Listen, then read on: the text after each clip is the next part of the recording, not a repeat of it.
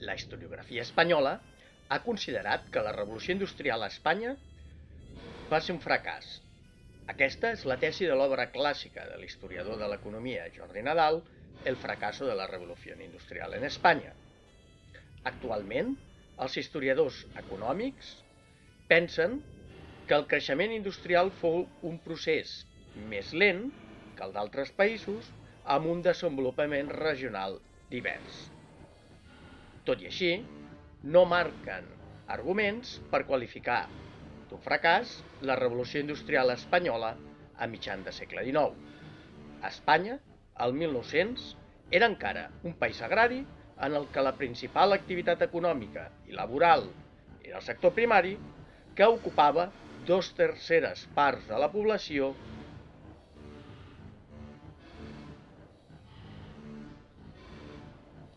Quins foren els obstacles a la industrialització d'Espanya durant el segle XIX? En primer lloc, la manca suficient de matèries primeres i recursos energètics. La indústria tèxtil havia d'importar el cotó, la maquinària i el combustible de les màquines de vapor, el carbó, de l'estranger. La manca de recursos energètics suficients és evident si comparem la situació espanyola amb l'anglesa o francesa, amb uns rius amb cabals més constants i abundants per nodrir l'energia hidràulica i una mineria del carbó que aprofitava l'extracció de jaciments i vetes amb més poder calorífic i blocs més grans que cremen millor i fan rendir més eficientment les màquines de vapor, el motor per excel·lència de les fàbriques i de la indústria a mitjan segle XIX. En segon lloc, les dificultats de comunicació i de transport que ofereix la difícil orografia de la península Ibèrica. Espanya és el segon país més muntanyenc d'Europa, després de Suïssa. El desenvolupament de la xarxa de comunicacions terrestre per carretera o ferrocarril va requerir inversions molt més elevades que en la resta de països del seu entorn. Tampoc hi ha una xarxa de canals i cursos fluvials navegables comparable a la de la Gran Bretanya, França, Bèlgica o Alemanya. La construcció de la xarxa de ferrocarril, amb una estructura centralista i radial en mans de moltes companyies ferroviàries, dificultava el transport de mercaderies i matèries primeres. La indústria catalana, malgrat l'explotació de les mines de carbó o hulla d'Astúries des de mitjan de segle XIX, consumia el carbó britànic o d'hulla de Cardiff, importat en vaixells fins al port de Barcelona. Fins al 1892 no va arribar a Barcelona el carbó asturià i ho va fer en vaixell, no en ferrocarril. En tercer lloc, l'endarreriment del sector agrari espanyol i la pobresa dels camperols no garantia una demanda de consum del mercat interior suficient per a un desenvolupament industrial generalitzat. Només els anys de bones collites garantien una demanda elevada de consum d'articles industrials. El mercat interior espanyol era molt estret i la demanda depenia de l'abundat de l'any agrícola. En quart lloc, mancaven capitals per invertir en la indústria. A primers de segle XX no hi havia cap banc espanyol que estigués dedicat al crèdit industrial. Les empreses s'havien de finançar la compra de matèries primeres, la producció i la venda posterior amb els seus recursos monetaris. La raó estava en el rendiment mitjà dels beneficis industrials, un 6% anual, davant el rendiment del deute públic de l'Estat, que oferia el 4 i el 5% d'interès anual sense els riscos de les inversions industrials. El negoci del deute públic constituïa el 99% de l'activitat dels bancs espanyols fins al 1905. En cinquè lloc, la posició perifèrica d'Espanya respecte als principals països industrials d'Europa incrementava els costos de transport, dificultava l'arribada de les innovacions tecnològiques i encaria la compra de maquinària i patents industrials. Tot plegat, incrementava els costos de producció de la indústria espanyola, poc competitiva davant la indústria estrangera.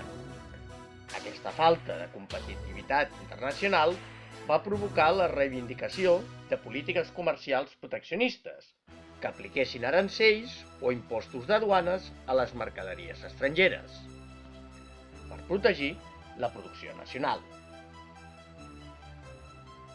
Però, malgrat el fracàs de la revolució industrial a nivell espanyol, sí que es va produir una industrialització exitosa en determinats focus regionals: Catalunya, Astúries i País Basc. Els dos sectors industrials que lideraren la revolució industrial britànica, el tèxtil i la siderúrgia, es desenvoluparen a Espanya a nivell regional. Des de finals del segle XVIII, Catalunya es convertia en el principal focus de desenvolupament de la indústria tèxtil. Durant la segona meitat del segle XIX, Astúries, primer, i el País Basc, després, es convertiren en els grans focus regionals de la indústria siderúrgica espanyola. Però més enllà del tèxtil, Catalunya, el 1900, s'havia convertit en la fàbrica d'Espanya, en el principal centre de producció industrial de béns de consum, amb una important diversificació sectorial que es va incrementar en la segona dècada del segle XX i que incloïa la indústria elèctrica, la química i l'automobilística. Catalunya, la fàbrica d'Espanya.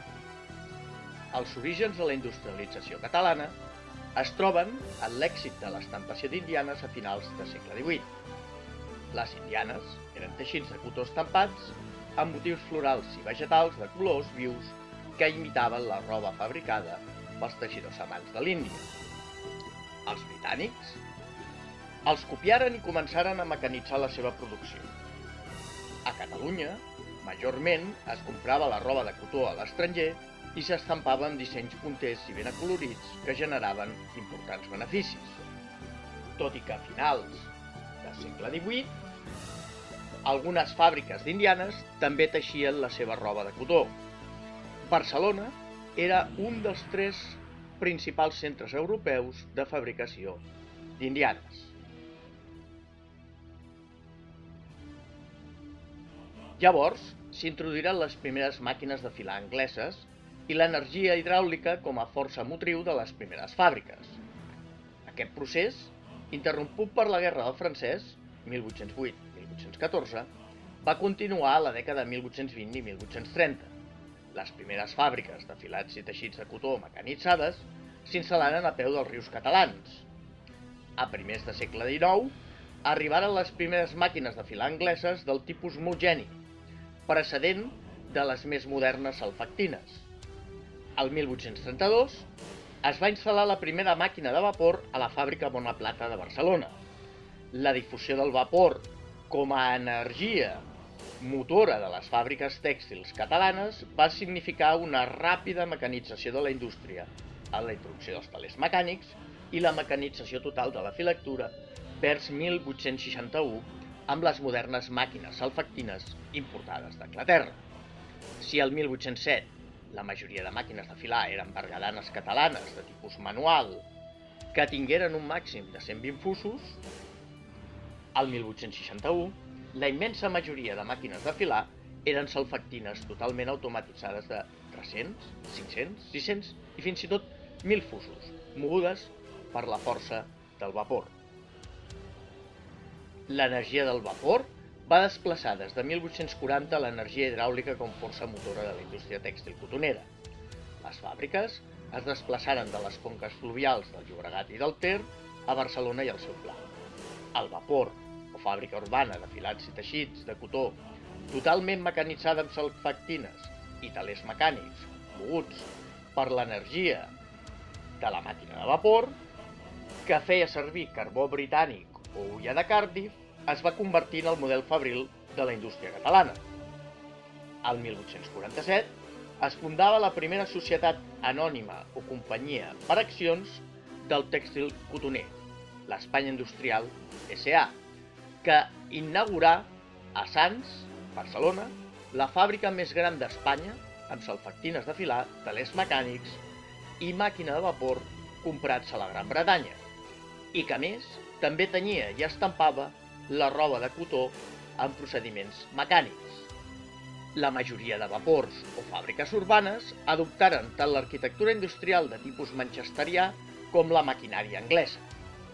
La indústria cotonera catalana, vers 1860, era moderna tecnològicament, que no pas competitiva amb la britànica. Es concentrava a Barcelona i a les seves rodalies, on el ferrocarril i el port de Barcelona permetien obtenir carbó britànic per les màquines de vapor. L'afant de cotó, provocada per la Guerra de Secessió nord-americana, 1861-1865, va interrompre el subministre de cotó provinent de Nova Orleans i els preus de la matèria primera s'elevaren produint la forta crisi industrial. Una comissió parlamentària espanyola, entre 1865 i 1866, va estudiar els costos de la indústria espanyola i la necessitat de protegir amb arancels la indústria nacional, majorment el tèxtil i la siderúrgia. Els alts costos de producció de la indústria cotonera provocaren que a partir de 1870 el creixement industrial del tèxtil cotoner es fes a peu dels rius Llobregat i Ter sota el model fabril de colònia industrial. Ara, les indústries de Barcelona i les seves rodalies tancaven i s'obrien de noves a peu dels rius de la muntanya catalana que aprofitaven l'energia hidràulica per moure les fàbriques i un nou motor hidràulic més eficient, la turbina. L'energia hidràulica permetia estalviar en part els elevats costos energètics del carbó, combustible de les màquines de vapor, tot i que moltes fàbriques de riu en tenien per quan el riu baixava sec.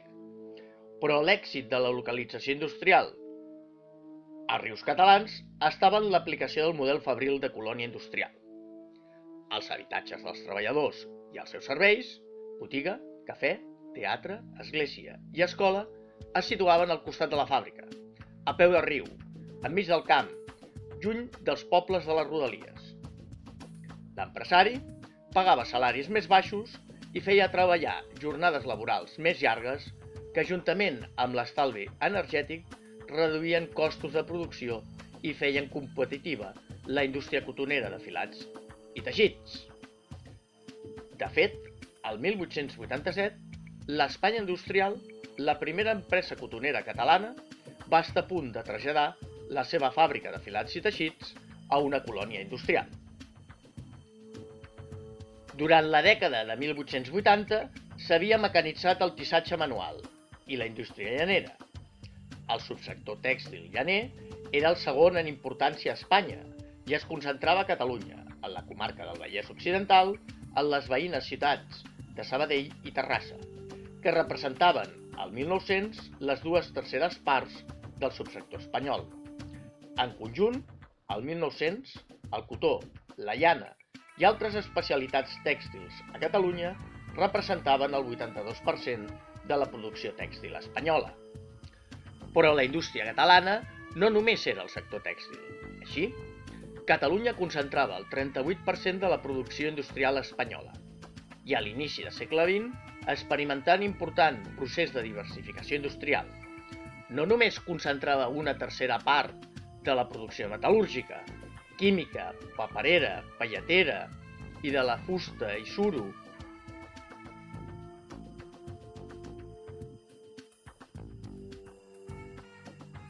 sinó que també fou pionera en la indústria elèctrica,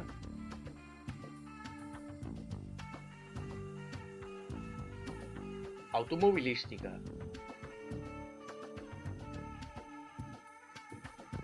petroliera i de l'aviació. Catalunya era la fàbrica d'Espanya.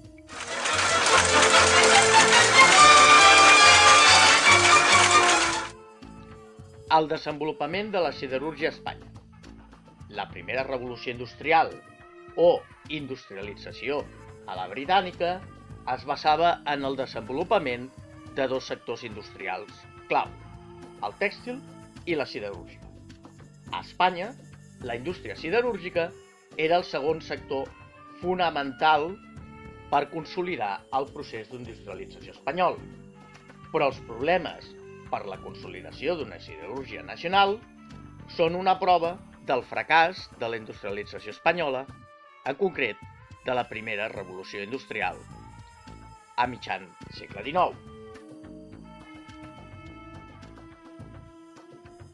El 1826 es van crear els Alts Forns de Marbella i, poc després, els de la Constància a Màlaga, que aprofitaven el ferro de les mines properes, però utilitzaren inicialment carbó vegetal com a combustible i, posteriorment, carbó britànic importat. Els preus del combustible dels alts forns malaguenys suposaven uns costos de producció elevadíssims que condemnaren la siderúrgia malaguenya per falta de competitivitat a la seva desaparició vers 1890. A mitjan segle XIX, l'explotació de les mines de carbó asturià de Mieres i la Felguera va permetre la instal·lació del primer gran centre industrial siderúrgic espanyol. Però la siderúrgia asturiana no va poder aprofitar la construcció del ferrocarril per desenvolupar-se i créixer. La llei de ferrocarrils de 1855 va permetre importar material ferroviari amb subvencions estatals per construir la xarxa de ferrocarril. La indústria siderúrgica va perdre la seva gran oportunitat. A més, els costos de producció eren més elevats comparats amb els britànics o francesos.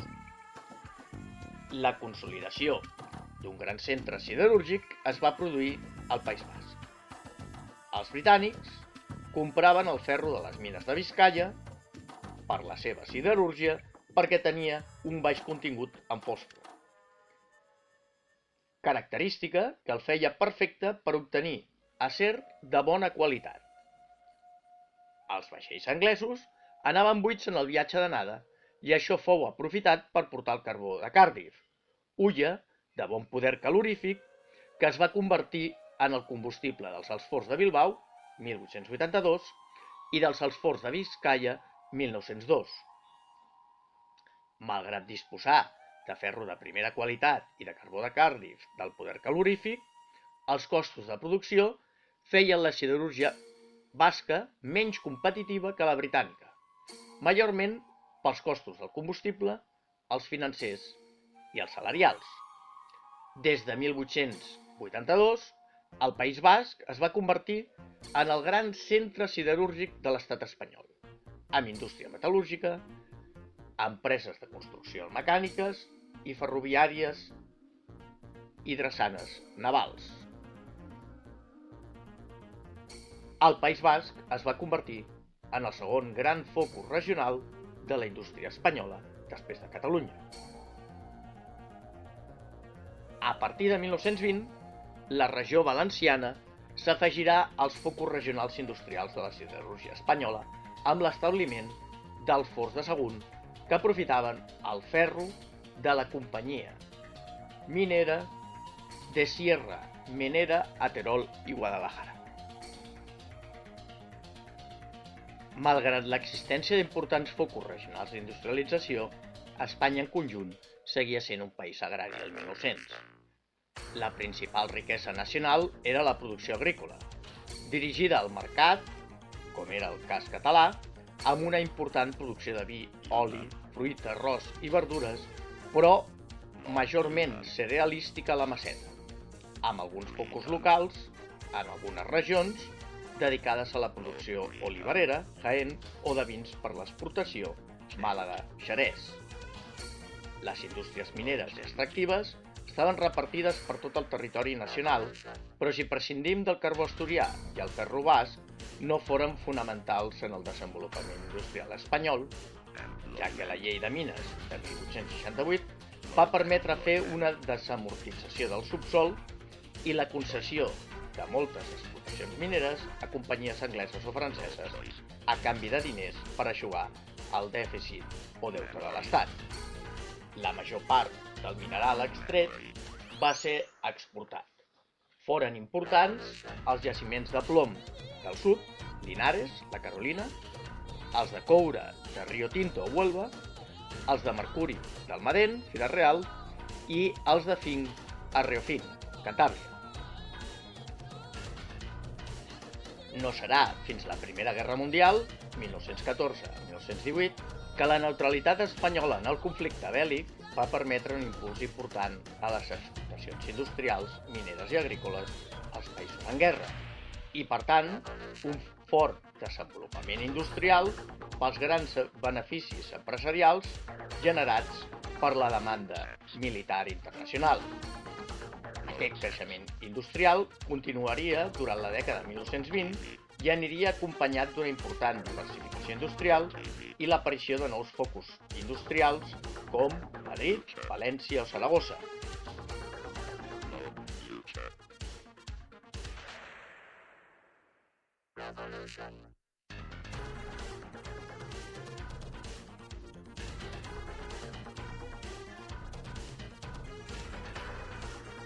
Tot plegat no deixava de ser possible gràcies a la intervenció estatal en favor de la indústria nacional, especialment durant la dictadura de Primo de Rivera, 1923-30, que va incrementar la tradicional política comercial proteccionista fraguada durant la primera fase de la restauració borbònica amb els arancels proteccionistes de 1891, 1906 i 1921.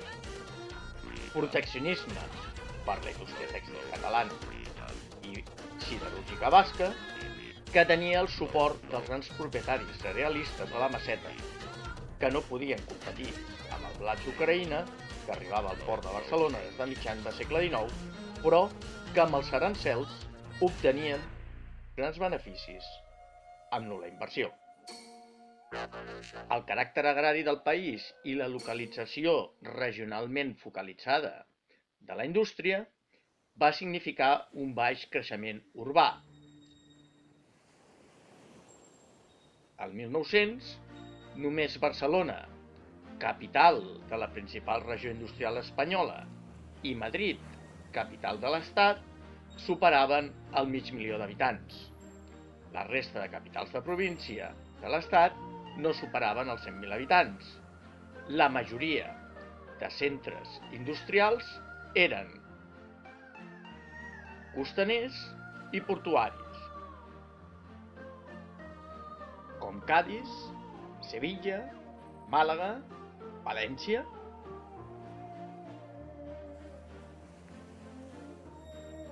Bilbao, Santander, Gijón o La Corunya.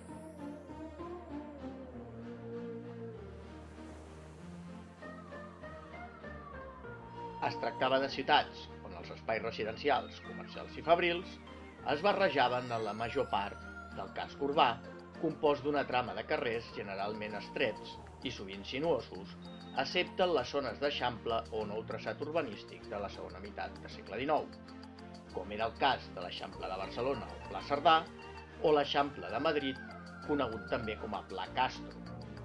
Un altre exemple de ciutat mediterrània amb poca segregació social de l'espai fou París, fins que el Pla Haussmann va esquarterar el París dels barris populars de carrers estrets amb un urbanisme de grans avingudes influenciat per l'higienisme i el monumentalisme de la política de Napoleó III durant el Segon Imperi francès 1852-1870. Però les grans ciutats espanyoles, al 1900, Madrid i Barcelona, restaven lluny del creixement urbà de les grans capitals europees, com París, 2.700.000 habitants, Berlín, 1.800.000 habitants, Sant Petersburg, 1.400.000 habitants, Nova York, 3.400.000 habitants, o Londres, 4 milions i mig d'habitants i 6.600.000 si contem les zones suburbanes al Gran Londres.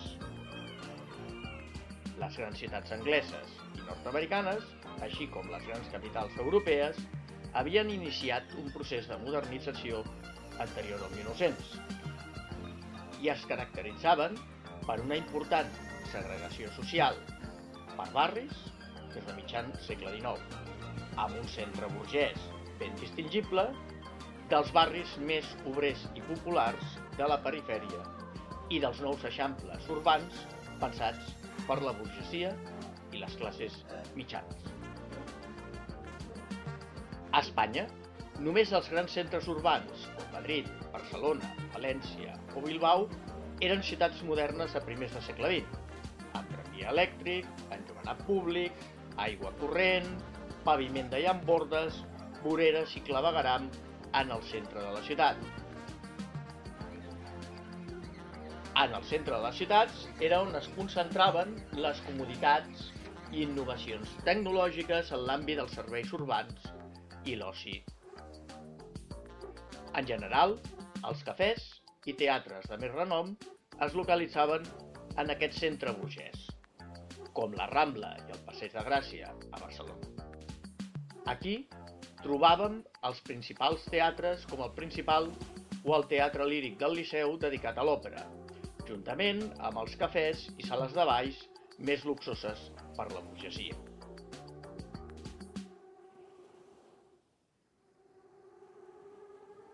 Amb espais tan emblemàtics com els jardins dels Camps Elisis, el Passeig de Gràcia, que ocupaven 8 illes de cases de l'Eixample i on a més de pèrgoles, terrasses, estancs, cafès i balls i restaurants hi havia també un parc d'atraccions amb una muntanya russa. L'Eixample d'Ildefons Cerdà, urbanista i socialista utòpic, partidari d'una ciutat de trama igualitària socialment, amb el seu disseny reticular ideal per la circulació de vehicles, però pensat per airejar i higienitzar la ciutat, així com per repartir els serveis i les zones verdes, fou desnaturalitzat al deixar construir per sobre de 4 pisos i en el mig de les illes de cases. El negoci de la construcció va desvirtuar el pla urbanístic, igualitari i utòpic de Cerdà i va convertir la dreta de l'Eixample en el nou centre residencial burgès de Barcelona a primers de segle XX, vertebrat en base al Passeig de Gràcia i els carrers adjacents, on es construïren les cases de la gran burgesia barcelonina amb residències encarregades a arquitectes de prestigi com Gaudí, Casa Batlló, La Pedrera, Lluís Domènech i Montaner, Casa Lleó Morera, Editorial Montaner i Simón, o Josep Puig i Cadafalch, Casa Ametller, Casa de les Punxes, Casa Macalla. La magnificència del centre de la ciutat contrastava amb les condicions de vida dels barris perifèrics on residien les classes populars urbanes, barrejades amb les classes mitjanes i bona part de la burgesia. Les ciutats mediterrànies, com París o Barcelona, eren una barreja d'espais residencials i fabrils on també era habitual l'aiguabarreig social. No hi havia barris separats com a les ciutats angleses si exceptuem el centre més burgès de la ciutat. El treballador de fàbrica sovint vivia en la mateixa finca que el botiguer o el comerciant o el petit industrial, o paret en paret amb la casa familiar d'un gran fabricant. La separació o segregació social de l'espai urbà no era tant horitzontal com vertical. A les finques de pisos, l'entresòl o principal era ocupat per les famílies burgeses o benestants.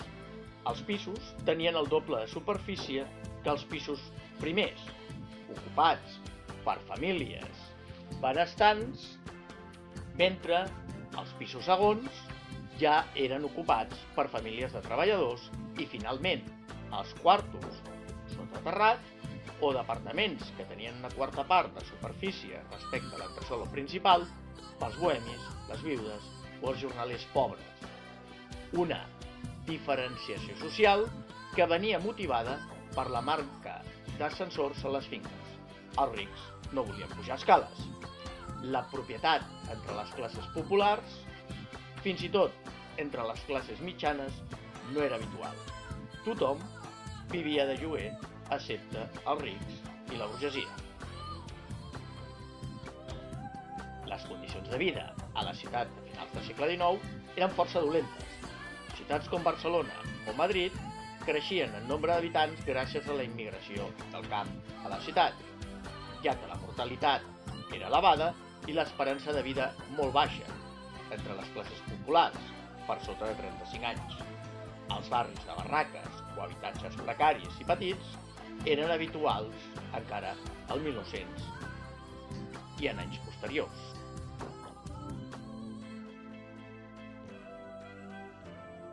Durant el segle XIX, la higiene i l'alimentació van millorar lentament, però les condicions de vida a les llars domèstiques i a les fàbriques i tallers provocaren l'expansió de les epidèmies amb facilitat.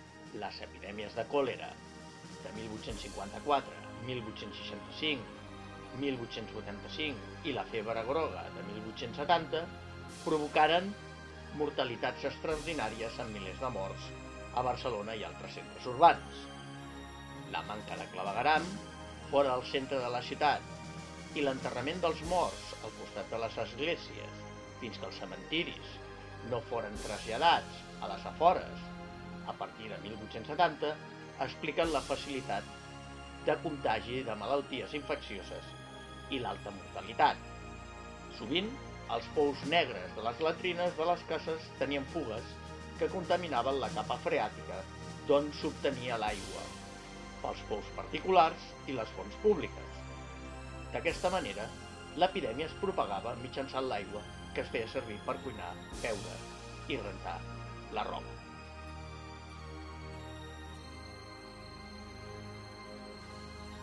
L'esperança de vida de ciutats industrials com Barcelona no va millorar significativament fins la dècada de 1920, quan es van superar els 40 anys de vida i a primers dels anys 30 als 50.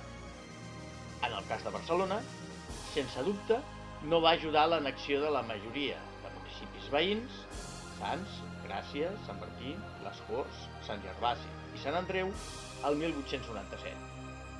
Molts d'ells tenien una gran activitat industrial i uns serveis públics precaris pels treballadors i obrers dels barris populars. I és paradigmàtic que el 1897 Barcelona va duplicar la seva població amb l'annexió d'aquests municipis i a la vegada passés a concentrar més del 25% de la població catalana. La macrocefàlia del creixement urbà a Barcelona era també un símptoma de la concentració de l'activitat econòmica a Barcelona, com també era significatiu que el 41% de la població catalana visqués en municipis de més de 10.000 habitants, o que el 1910 el 33% de la població activa catalana treballés a la indústria, i a l'agricultura un 42% davant el 66% de l'estat espanyol. La societat catalana s'havia industrialitzat, s'havia urbanitzat i modernitzat a primers de segle XX. Però Espanya encara tindria que esperar algunes dècades.